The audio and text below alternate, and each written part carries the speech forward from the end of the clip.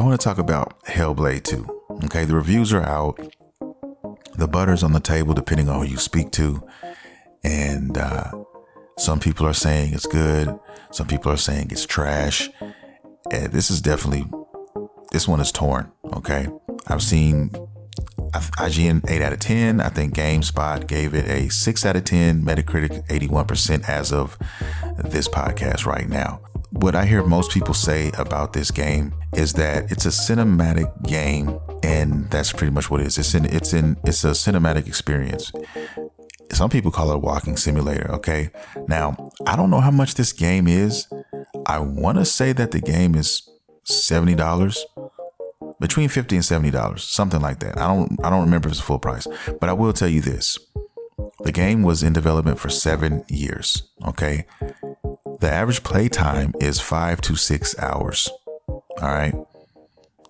I've even heard people say that for an hour straight, you go through the game just literally lighting bonfires or lighting something. Okay. Through the game. So it's definitely a story driven experience. If that's what it sounds like to me. It's like really cinematic, and it's an experience to have one time and just be done with it. Now it's free on Game Pass now. I haven't played anything. I don't know if I'm going to play it. I tried the first one and I didn't really like the first one, man. It didn't really do it for me. This one's probably going to be the same. Like I said, especially if you have periods of time where you're doing that. Okay. And like I said, some people get into that cinematic type of thing. They watch it. They're here for it. And that's beautiful. That's good for them, but other people like me, I need to play something. I need to push more than one button. If you're trying to buy this, it doesn't make sense to me personally to spend a certain amount of money on something that wasn't in development for that long. And it's only going to be that short. And it's just, you're not really playing the game. You might get out of that whole game 25-30 minutes of actual playtime in that whole experience. And I'm just throwing numbers out there, guys, but I'm just looking at the length and everything else and what people are saying, and I'm just drawing my own conclusions. But like I said, that's something I wouldn't pay for.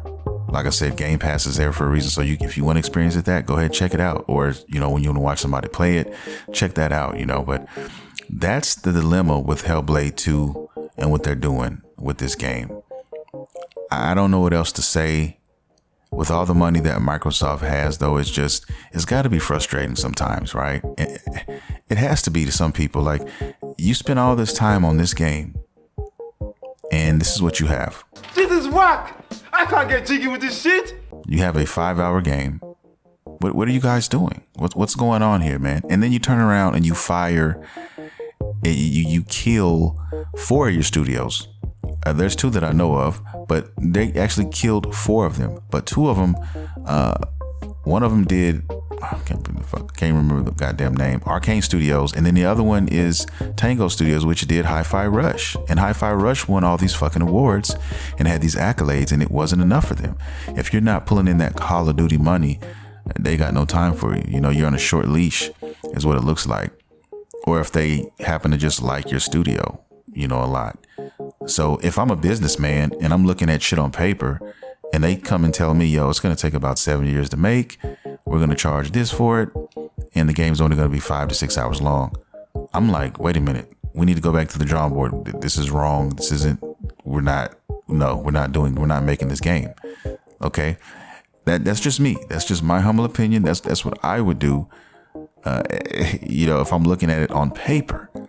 Okay. And then you also have to consider the gamers. Like, the majority of gamers, when you spend $50, $60, $70 on a game, you're going to want to get your money's worth. And this is definitely not that thing. Okay.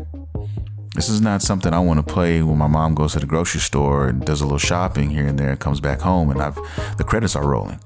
You know what I mean? You might as well go ahead and pull out the game, ask your mom where the butter is, tell her, take the top off, warm it up, and then stick that fucking game in there in that butter.